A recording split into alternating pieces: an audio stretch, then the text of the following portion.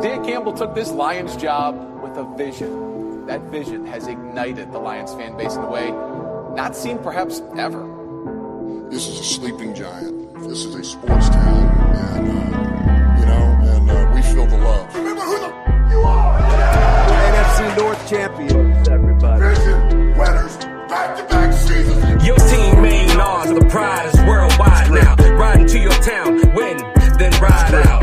The crew here to break it down for y'all, to demonstrate how we ain't playing around with y'all. The humble host with punchlines to give you a black eye. We brought a GM and OC, even a stat guy. Other teams drink the Kool-Aid, roll over and quit. I drank Campbell's soup and woke up all grit.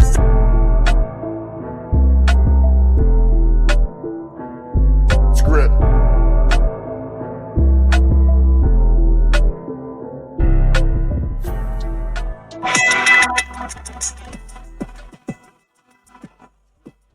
You know the Lions won again. You know the Lions won again. You know the Lions won again.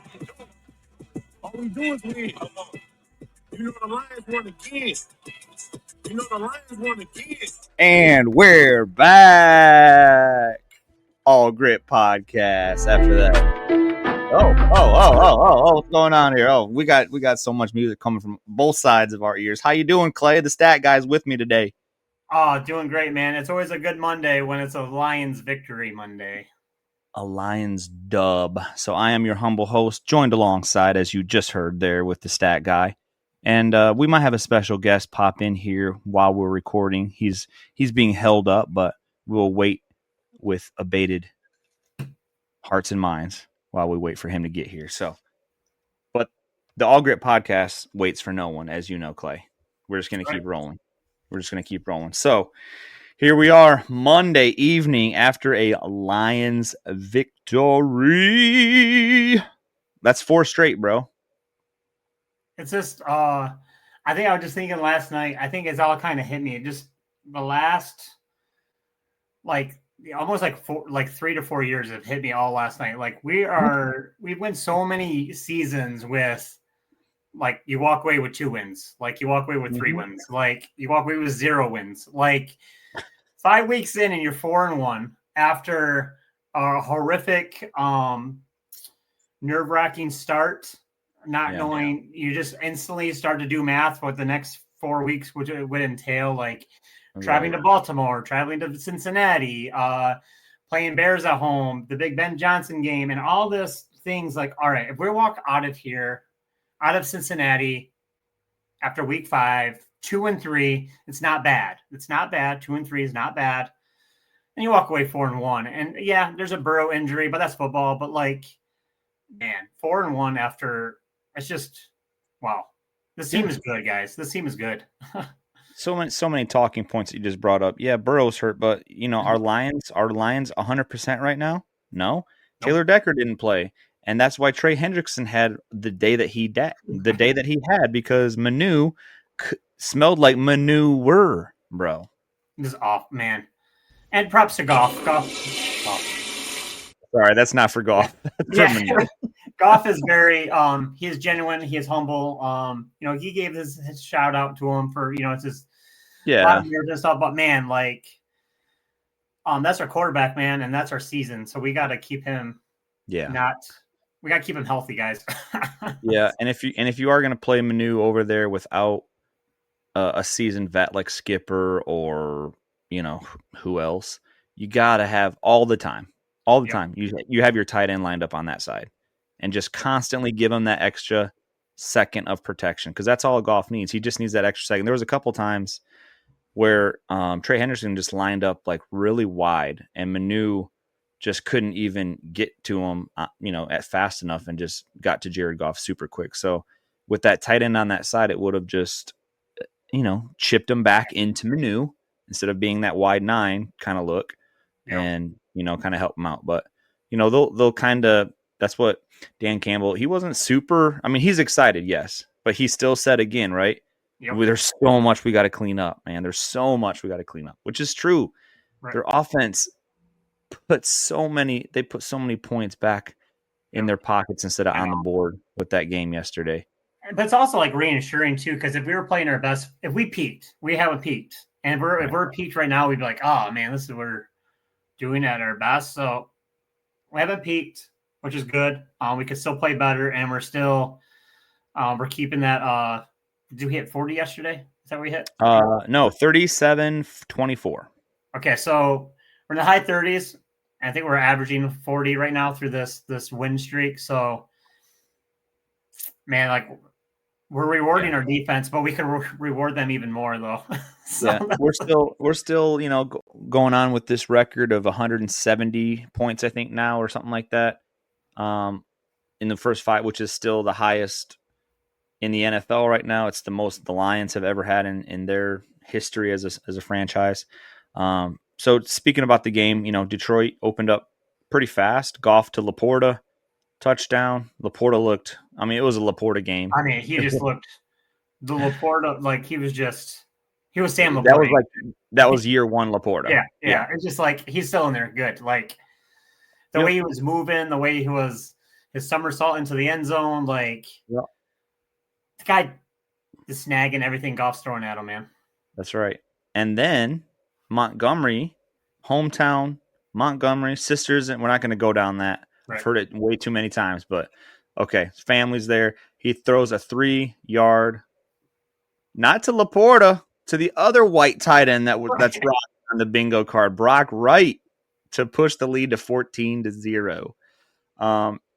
So at that point, 14-0, they end up scoring a little field goal right before halftime. So it's 14-3, and do the math on that, Clay. What's 14 minus 3? 11 points. Throughout the whole game, the Lions would never lose that amount of a lead. Right. That's what everyone needs to understand. Yes, there's fluctuation, right? We go up 2 touchdowns and then they catch up to, but that 11-point lead, which is a 2-score game, never was in doubt. I was never in doubt. My wife was freaking out on the couch.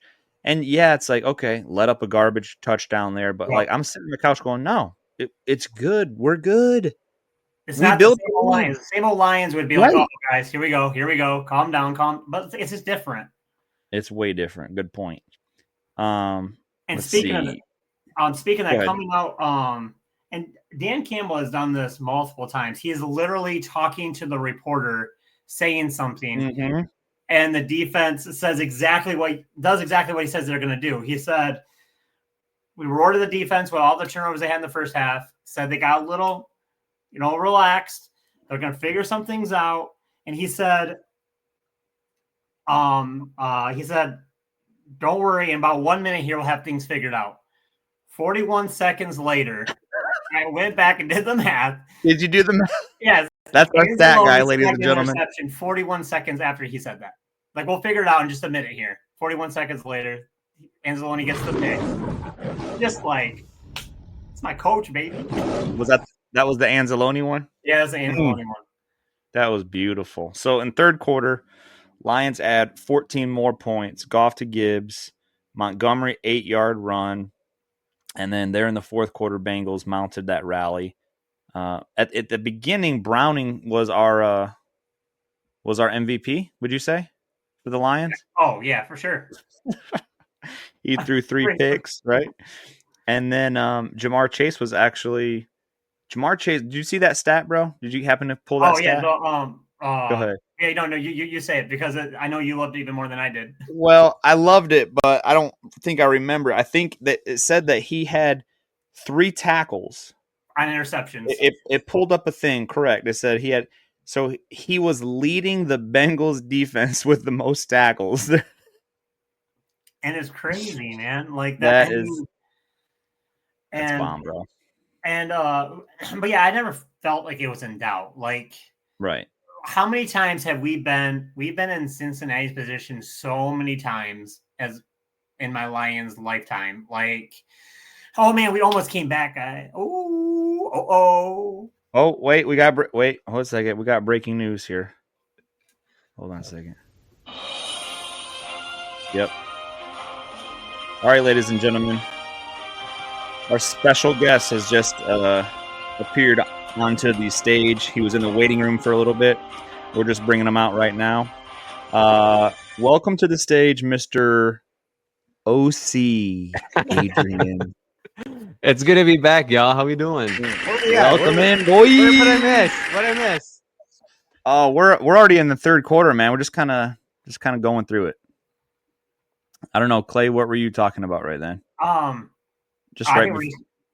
I forgot now, but I mean, I'm just honored to have our OC here, so I got a little thrown off track here. But I do want to pick up right from the Anzalone pick, though. Like, yeah. So, the Anzalone pick. So we get the ball like on like the 22, and I think we run a play, but like second and 12 or something. And again, I think we're just talking about Lions of old, let teams come back, and that's what Bengals did. I mean, we're just we're the other team. Let them come back a little bit, but Lions have done screen passes that just don't work. But yesterday, Gibbs on the 22-yard line caught a 22-yard screen pass from Goff, and he avoids some tackles. He gets hit on the 7-yard line, and he barrels in for a touchdown. Another one. Like, what a stud, man. Like, and he's like surrounded by 3 or 4 Bengals, and he still gets into the end zone. It was like my favorite play of the game. Like, that was my play. Like, he definitely had Montgomery energy on that run, bro. He was pulling the guys with him. And granted, it wasn't muscle, it was speed. He went into that last 7 yards going, I can smell the goal line, and I'm blitzing this out. And he carried 3 runners. You know who it was, Clay? It was like a combination of David Montgomery and then Alvin Kamara. Alvin has got like the best balance of a running back in the league. He does all these balance routines in practice, and like they kept knocking Gibbs, but he wouldn't fall down, and that's how we got to the 7. He keeps pushing, and I think it was Brock Wright or Sam Laporta that pushes him finally into the end zone to make it no Mahogany. They were all there, bro. Yeah, they were all there to push. It was But he turned a screen pass into a 22-yard touchdown, and it was just like, wow, that's the kind of offense. That's the players that we have on this team to make that happen. Yeah, like, it was the blocking that set it up. As soon as he pitched it out to the left on that screen, I mean, it was pretty much like right on the what line is that? It's like the line of scrimmage. Didn't he throw it like directly left? And then like the blockers were set up right there. I mean, just to your point. 22 yards by yourself? No. 22 yards with the team that's blocking for you? It's possible. Yeah. So that was a great play. That was a great play. So let's see. Detroit's offense, 370 total yards versus Cincy's 333, which I thought was interesting. I didn't realize that they had a couple garbage time touchdowns to catch up real quick.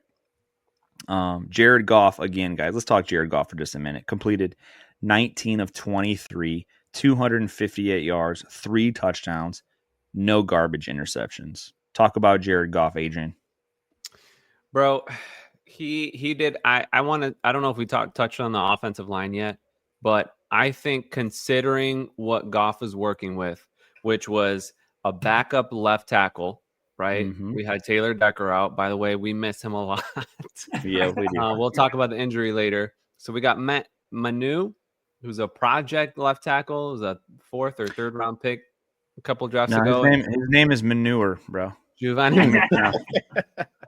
Exactly, because he was not it. I mean, it was his first game. I cut him some slack, but it was just sorry. Well, I'm jumping around here a bunch of places, but I got to say it. We were on the text thread like on the game, and I'm texting the guys. I'm like, dude, this Manu kid's doing so good against Trey Hendricks, and this is granted first quarter. I'm like, he's solid. He's there. Immediately after I sent that text is when Trey Hendrickson just like goes around the guy and causes that fumble from Goff, which I still think was a forward pass, but let alone it was just that it was going to be a sack. Yeah, bro. So, as soon as you sent that text, Jared Goff, they recorded his voice in his headset. I'm in danger. So Trey Hendricks is like, all right, let's dial it up now. And dialed it up on that play. Okay, so I'm glad you brought that play out. I want to get your guys' opinion on this because I was kind of hot. So Trey Hendrickson comes around the corner, and his hand hits Jared Goff's helmet and knocks Jared Goff's helmet, like, pretty decent. I mean, kind of like when the Lions pulled on Aaron Rodgers. Yeah. Well, correct me if I'm wrong. That immediately a hands to a quarterback's helmet isn't a personal foul right away. 100%. Yeah. So when they went back and reviewed the fumble, the referee should have said, the fumble doesn't even count. It's a 15-yard penalty on the Bengals for hitting the quarterback's head. Where's that? I know. It was kind of like a bang play in live time, but I thought about that too on the replay. I guess maybe it wasn't hard enough of a hit. It was Vegas, but they didn't call it. Yeah, they were trying to keep that game close, man. Yep. Oh my God! god! Understand even after the review, they call that a fumble because it looked like a forward pass. I think first replay I saw the hit on the head too. I'm like, well, what the heck? Yeah, it was a bang. His hand was still back when it came loose. Once the ball was loose, Jared pushed it forward. And I think that is now considered a fumble, unlike in the years past where anything pushed forward is still an incomplete. But the ball was out of his possession when he pushed it forward. Oh, okay. So that's why they went with the fumble. But yeah, it was. Hey, bro, with the Bengals going nowhere this year, Trey Hendrickson can come on and dispel Muhammad a couple plays a week, if you know what I'm saying. Depends on the cost. Come trade deadline, bro. It's a rental for a year. Yeah. You know he's gone, and just get him a quick ring. We'll give them a 3rd-round pick. Done. Sign the papers. And then Ratledge on the O-line, he didn't have his best day. Just growing pains. So really? O-line didn't have their best day against the Bengals defensive line. Goff got sacked, I think, twice, right? No, bro. He got sacked 4 times. Was it 4? 4 times. 4. I know it was at least 3 at one point. Right. Well, some of them were like strip sacks when he didn't go down, if you know what I'm saying. Yep. Like a fumble is considered a sack. Yep. Yeah. So the Lions struggled yesterday with the defensive line of the Bengals. Like they had 6 tackles for a loss, 4 sacks. Like they had a pretty good day, to be honest. The RO line, it struggled without Taylor Decker there.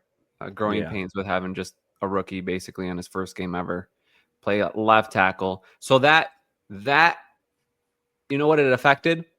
Not Taylor Decker out and having Manu there. Jamison Williams just not like we couldn't throw it to him. We couldn't take that deep shot. Caleb, you called in the text thread. He's like, "Where's the deep shot to JMO? I want at least one." And I love it when they at least tempt it to show the deep. It's like, hey, we have this weapon here. We're not afraid to use it. Even if he doesn't catch it, like I love just like showing them what we have, so that then it spreads the defense out. They at least have to respect it the rest of the game. But we couldn't even test the weapon because Goff didn't have enough time back there. And for those listeners, fans that think we overpaid for this guy, he's not a number 2. He's been horrible this year. Let me tell you something. What Adrian just said. If you have time, if Jared Goff has time in the pocket, then that makes JMO one of the most scariest wide receivers in the league. Yep.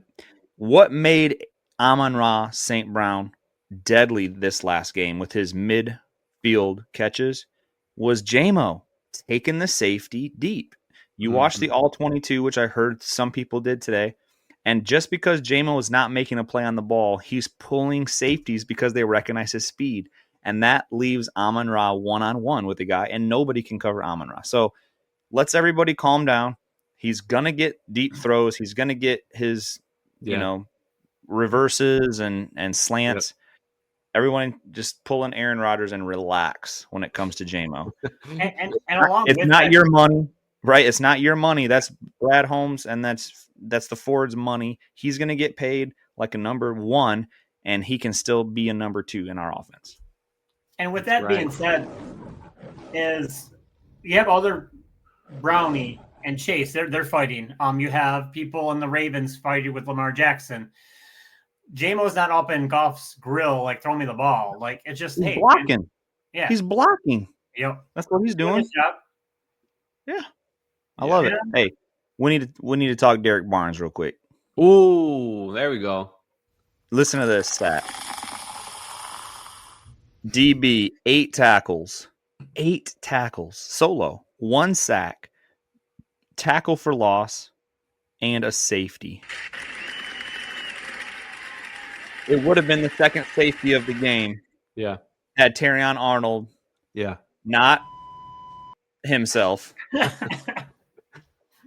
Knocked his shoulder out. Popped it out. I don't know what he did to his shoulder. Oh, my God. So, yeah, between Hutch and between Derek Barnes, those boys were just eating. And neither of them got the game ball. Alex Anzalone got the game ball in the locker room. He was everywhere, man. He was everywhere. Like, oh, you're right. Yeah. No, not to say that you're wrong. It's just like he had a great game. Hutch had a great game. Anzalone had a great game as well. Had the pick. Yeah. Like, yeah. I think the middle of our defense had a great game. Our linebackers were just flying everywhere. I don't watch a lot of other teams, but if you put Anzalone, Barnes, and Campbell up against any 3 linebackers in the league right now, I would take ours. Yeah. Yeah. I mean, I'm not saying that they're the best at every position. I'm just saying the group of those 3, if they're playing a 4-3, I would take them. They're skilled. And they're only going to get healthier with what's his name coming back? Oh, Malcolm Rodriguez. Malcolm. Yep. And I don't know who else is. Oh, Cunningham's hurt, right? There's a couple guys hurt that they're still resting up. But yeah, boys, let's talk defensive backs. Hold on, real quick okay. Before we leave the D line. Just looking across the NFL. Yeah, who can we get? Looking at sacks through 5 games. Let's look at the top 5. The Los Angeles Rams. Yeah, a little trivia. Los Angeles Rams. You know how many sacks they have? You know them boys, Jared Verse. Let's go 11. 15. Okay. 15. They've got a good D line over there. Kobe Turner. Who's the guy in the middle? But they've got a good young defensive line. They got 15 sacks so far this year. They're third on the list. Frisk. Yep, exactly. Jared Second Verse. on the list, right behind the Denver Broncos, is the Detroit Lions. 16 sacks so far this season. Wow. When I saw that, I was appalled. It doesn't feel like we have that many sacks, but we're second in the league right now. Mm-hmm. Right behind the Denver Broncos. They have 21. They're just, I don't know. That Denver team is young too, man. That Denver is like Nick Bonito and those guys. So I know you want Trey Hendrickson, but I just feel like no, I'm not saying that. I'm just saying, bro. Okay, here's why I'm saying it. No, we do not need him. But here's what the Detroit Lions are going to need come trade deadline help. Defensive backs, right? We know we're going to need cornerbacks. That's the because dire need. we just 2 of ours were walking into a mire and they left like that. Okay, so pretty much. I don't drink milk. So right. both of our corners are dead. Now here's your other option. You either go out and get. Dude, I got so many thoughts. What if they go out to New York and they call their boy Aaron Glenn and they say, Glenn, how you doing? You're 0-5. You've been the worst team. You haven't had a turnover with Sauce Gardner playing cornerback for you for the past 5 games. Hey, how about we're going to do you a solid, Aaron? Yeah, we're going to do you a solid, boy. We're going to send you Malcolm Rodriguez and we're going to send you Zach Cunningham and you're going to give us Sauce Gardner, and we'll even throw in a number 2 pick, and we're gonna take that. Well, dude, you see his contract; it's like $100-something million. Oh, is it really? It's not gonna happen, but yeah. I mean, think if you put Sauce Gardner on this defense now, possibilities out there. But yeah, so there's the one option, right? You grab a corner. The other option is you strengthen your defensive ends and you let those corners just get picks because of the pressure. So Amik is going to get picks because of pressure. And now he got one Trey, what's his name? Trey Flowers, not the big defensive end Trey Flowers. Cornerback Trey Flowers is going to get picks because they have 2 seconds to get rid of the ball. So anyway, you can do it 2 ways. You either strengthen up your defensive backs or you strengthen up the defensive ends. and Did we're we get already an knowing. update on Brian Branch after he kind of left?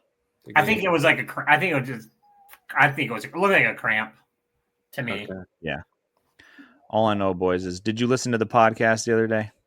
The solo? Oh man, props to Did- Caleb did- for doing that did- solo. By the way, Did you hear the Aleem McNeil news? Yeah, bro, he's ready to go. It's gonna be deadly. It's gonna be He's deadly. ready to go. I'm ready for this Sunday night game already, guys. yeah. What do you think? You want to switch over? It's been 25 minutes. So is we that talking Sunday night or Let me talk Monday about night? one thing real quick though about Yeah, just going back to golf for 1 second. And this is I'm not sure if anybody watches it, but he's on Chris Castellani. I don't know, he's on Twitter or X, wherever you want to call it now, but he brought up a wonderful point about Jared Goff. And we all ride Jared Goff for being a statue and can't run. But he brought up a great point about Mahomes. Mahomes will run to the left, run around for 20 seconds to the right, and then just chuck a pass and just pray somebody catches it. But Goff can step back in 3 yards and just throw a dart. And within 3 seconds, have it to St. Brown, have it to Laporta, have it to JMO yesterday. Like he can just do that anytime he wants. And that just, he doesn't run a lot, but props to Goff, man. He's such a good quarterback. Like, and I'm just watching that yesterday. Just the guy is just hikes the ball 3 yards back, and then St. Brown. They all make things. Laporta made it happen. Yak, St. Brown, yak, JMO, yak, Gibbs, yak. Like, listen, to go along with that, the NFL has for 100 years pretty much had quarterbacks that sit in the pocket and throw, like you're talking about. It's only been the last 10 years, 15 years, right? That now everyone wants this running. I mean, we had Michael Vick maybe 15, 20 years ago. Yeah. He was awesome. He was a Swiss Army knife. But you have to remember, everyone's kind of going that way, right? Even the new guys coming in like Jackson Dart and like Bo Nix, like these guys can scramble, they can get out and they can throw.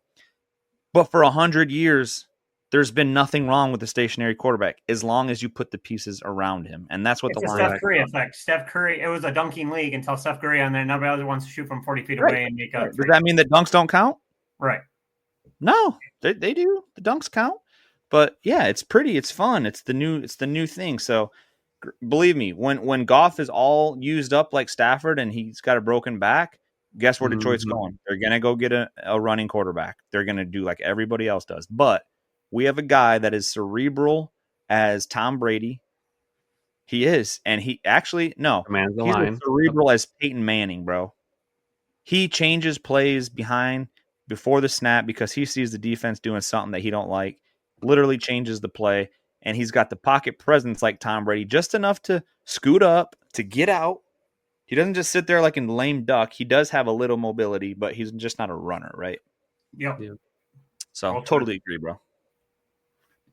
That's my quarterback. Yeah, right. All right. You guys want to talk anything else before we get into? Oh, let's talk one more thing before we get to Kansas City. The bold takes. You ready with that, Adrian? Let's do it. All right, bold take. Caleb, humble host, said Gibbs 100 yards, Monty 100 yards, 1 pick, 3 sacks. I can't believe that didn't hit. That was the lock of the day. I really thought we'd play a better run game, but just our O-line did not have the best day. That's what happened. I had the 1 pick and the 3 sacks mixed up. I should have gone 3 picks, 1 sack. Anyway, Clay was awesome. He said no touchdown for Chase. Held true for a while. Yeah. And then you said an interception for Trey Flowers. Which everybody got an interception but Trey Flowers. Terrion Arnold had his first career interception, and then it was taken away by Kirby Joseph because Kirby Joseph just flying, trust him, bro. He's like, you ain't gonna catch that. Need to pad my stats. Yeah. What'd you say, Clay, on the chat? Or Adrian, did you put something on the chat later on, didn't you? Oh, I was gonna say it was going to be a David Montgomery game, which I was right. Like out of the two, like usually one shines to the other, and I picked him because he was going home to Cincinnati. He'd never played in his hometown before. I knew they were going to feature him, which they did with that touchdown pass. But my bold take was 150 all-purpose yards and 2 touchdowns. Didn't quite hit it. He got the 2 touchdowns. I'll give you that. Yep. That was a sweet play. I liked how he ain't no he such was in thing. shotgun formation and took it. Yeah. And he knew it was a I mean, he just looked to the bench. Like he threw and just looked like, yeah, it's touchdown. Yeah. All right, boys. So this coming Sunday night, let's do a little Lions Chiefs preview. Okay, Detroit is 4-1, riding momentum coming into Arrowhead. Right now, Kansas City, guess what, boys? Kansas City is getting ready to play a game tonight at 8:20 at night. So that means they're not getting home till tomorrow, Tuesday. That means they're sore, bro. That means they got Wednesday, Thursday, Friday, Saturday. They have 4 days rest, guys, between games. Where are they at tonight? They're in. I think are they in Jacksonville or are they home? Let me check right now. I don't know right now. They are at Jacksonville. Away. So yeah, there's traveling day too. There's a travel day, okay? On Monday Night Football. No, Sunday night. No, wait, is it Monday night? I was just talking about tonight against Jacksonville. Oh, okay. And Jacksonville's playing, their defense is playing pretty good. Maybe they'll be banged up, sore, travel day. Definitely have a big advantage coming into this week. Okay, so here's some of the headlines. Kansas City, definitely more dangerous through the air, right? Mahomes has thrown for already 939 yards, 7 touchdowns, 1 interception in his 4 games.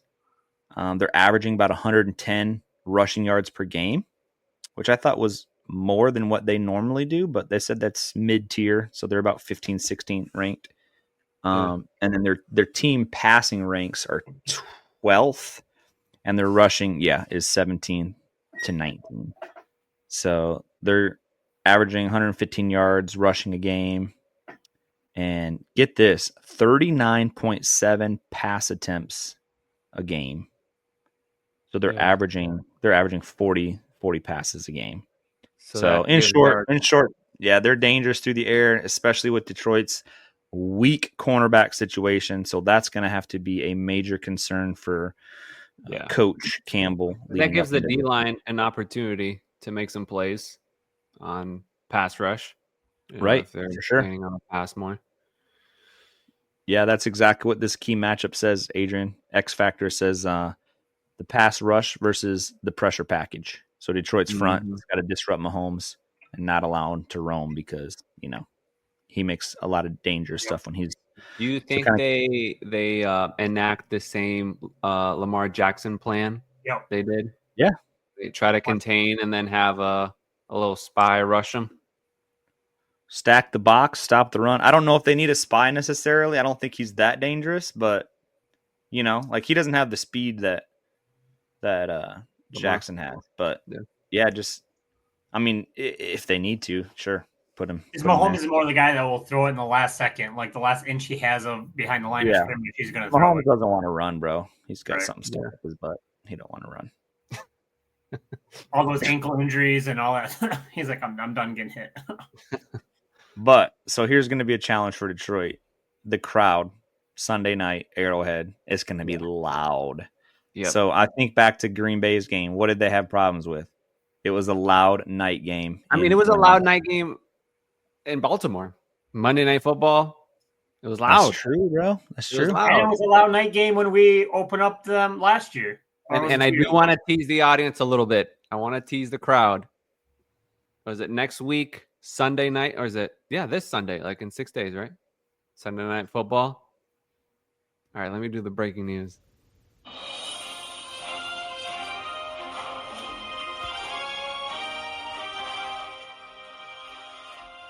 The All Grit Podcast will be live on Sunday Night Football in Kansas City. What? You heard it here. We'll have live takes from Arrowhead Stadium for you guys, only here on the All Grit podcast. Wait, stop the music. What the heck's going on? Adrian's got his. Wait, no, you mean Clay? Clay's got Johnny's almonds down there again, bro? What the heck's going on? It's gotta be Adrian, man. It ain't me. What do you do? I'm going to tell you now, it ain't me. We were going to keep it a secret for a little bit, but the water boy, we're going to be sending the intern to Arrowhead. He will be live there in Arrowhead Stadium representing the All Grit podcast. Go! Let's go, water boy! Big shout out to Ivan. So he will be sent on the road here to report back to us. You know, and that's what all these donations that we get from the All Grit podcast listeners can get us. So we thank you for, shout out to Dan Diamond Equipment. Speaking of, let's run that sponsor right now. Today's episode is sponsored by Dan Diamond Equipment, a used fork truck dealing company located in Hastings, Michigan. They sell and rent fork trucks and die handlers. With over 30 years of experience, don't hesitate to call Dan Diamond Equipment for all of your fork truck needs. Reach out to Dan at 269-948-3377. Again, the number for Dan Diamond Equipment, 269-948-3377. There we have it. There you go. Well, that's going to be awesome. Yeah, so do we need to hook him up with he's a video editor. He's got ways to record audio for interviews and stuff. Awesome. For us, and it'll be a great episode to hear from him how it That's went awesome. afterwards. So always fun to do a road game, man. You guys want to do some projections? What's that? I'm sorry, go ahead. I was just gonna say road games are so fun to do now as a Lions fan. They are. Yeah. I prefer. I really wanted to go to. So when you get the season schedule, you always look through it, right, and say which game do I want to go to. And yesterday would have been the game that I picked. And I have cousins in Cincinnati, and he's a big Bengals fan. And I wanted to go, but it's like for me and my wife, and him and his wife, and like maybe some of our other cousins, like. It's $500 for two people to grab two seats, and that doesn't include anything. Like that's just to be there. Now, granted, they were trying to sell them off for like $120 yesterday, morning, because Bengals fans were just putting up their tickets. So knowing that, it would have been really cool to hop on the road last minute for $200, half price. Right. Yeah. But still, would have been a good game to be at for sure. Yep. Projection wise, this upcoming week versus Kansas City. I know it's early. Can you look up the spread on that right now, Adrian, while we look up some projections? Yep. It's surprising. Kansas City. Here's my prediction. Kansas City is favored right now at this moment. 1.5. 1.5. Called correct. Boom. I think by kickoff, that is going to change, and Detroit's going to be favored by 1.5 or something. I think that'll move by. I'll meet you in the middle, bro. I'll meet you in the middle. I think it's going to be a pick 'em. Right? Because a 1.5 to a 1.5 is still a 3-point swing. Mm-hmm. Yep. And if the home field advantage is already a 3-point, if they say it's a pick 'em, then really, man, that's so. That means that kind of means they're already getting 3 points, right? Yeah. So I feel confident this will be a win, though. We want Kansas City to win tonight, right? Just to make. Do we want them to feel in? I don't want mad Kansas. I mean, it doesn't really matter. You know what, bro? It's funny that you ask, because I asked that to myself today. And I'm like, that's the same old Lions. Yeah. That's the same old Lions question. I don't care if they win or lose. Yeah. Like, do we want Chris Jones to be healthy, or do we want him to be injured? Like the old SOL fan is, oh God, I want them at their weakest possible so we can beat them. But now it's like, no, bro, win, lose, I don't care. We're gonna be there next Sunday. Right. Yep. One butt cheek and 3 toes. Owl. We actually do have audio from Dan Campbell. Inevitable. He is such a good coach, man. Dan, anything is possible. I Anything is possible. Right. I said on Instagram, I think, to our Lions chat, but just seeing his rah-rah speeches in Miami, and nobody took him serious when he was a coach in Miami. For that. Yes, bro. They had him, man. They had him, and he was the same, same exact dude. Yeah, same dude. I mean, just younger. That's the same guy, and everybody laughed at him in Miami. Yep. Like, okay, dude, whatever. One man's trash is another man's treasure. Mm-hmm. A big treasure with big onions. All right, let's start off the projections. I'm going to do it. I never get to go first. Lions, 28. Chiefs, 24. Ooh. Yeah, I'm calling the Lions dub. I just said, safe touchdown a quarter, because their defense is going to be. Yeah. I'm going Lions 30, Chiefs 24. Okay. I got Lions 24 and Chiefs 20. So 6-point game, and so we all have them at 6-point games. Yeah. I got them at 4, 24-20. And Big Mac Truck has his season debut. Thank you, bro. Oh, Mac Truck. McNeil. Yep. Aleem the Dream.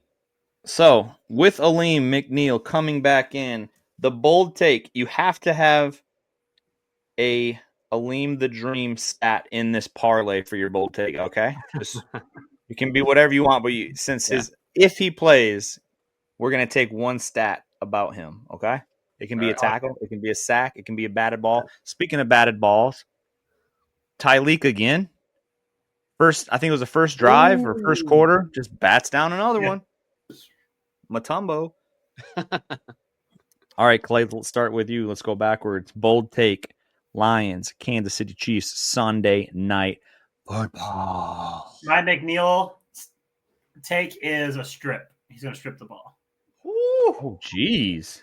I'm going. He's coming out big. I mean, it just seems like it. That seems like what an announcer would say. Like, his first game back, goes out there and snags the ball with. Wait a minute. Let's just get that out of the way real quick. Okay, next. And then, but that doesn't have to. Does that have to hit for the whole thing?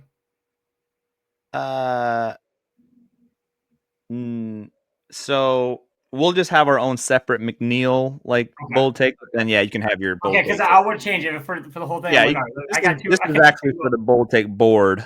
Okay, I got too boldly last week, so I'm gonna say. What we were talking about earlier, I'm calling a JMO 45-yarder plus touchdown. Ooh. I think he breaks free and he gets a big tutty this week. Plus touchdown. JMO 45-yard plus touchdown. It's on the board. All right. Adrian, bold take. Lions coming in to all right. This is two things. So defense, they get 4 sacks. Let's hear your McNeil real quick. What's that? Oh, McNeil. 2 quarterback pressures. 2 QB pressures. Unlimited snaps. I don't think he's playing all game. He's gonna have some limited snaps to play. So okay. Now your other one for him. 4 sacks, 2 sacks from Hutch, and a Tesla touchdown. Now that Khalif is probably out this game as well, he'll have more playing time. 4 sacks, 2 from Hutch, and then what was the last point? Tesla touchdown. Whew. My boy Tesla finally caught a touchdown with 2 hands. That was a good snack too, man. He made a little scared because the way he landed, I'm like, get up. Okay. Yeah. Let's all right. So we already got a strip, we already got a pressure. So let's do McNeil. Let's do 3 tackles. Nice. Maybe a TFL in there. Maybe, yeah. 3 tackles, and then for the bold take, we're gonna go.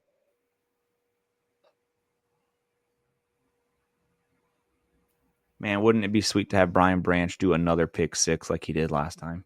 That would be so bold. That's a good one. I forgot about that. Would be so bold. you know what? Sick. Will you guys accept a bold take if it's a pick six, regardless of who it is? Oh yeah, for sure. Yeah. Okay, I'm gonna say pick six for the Lions.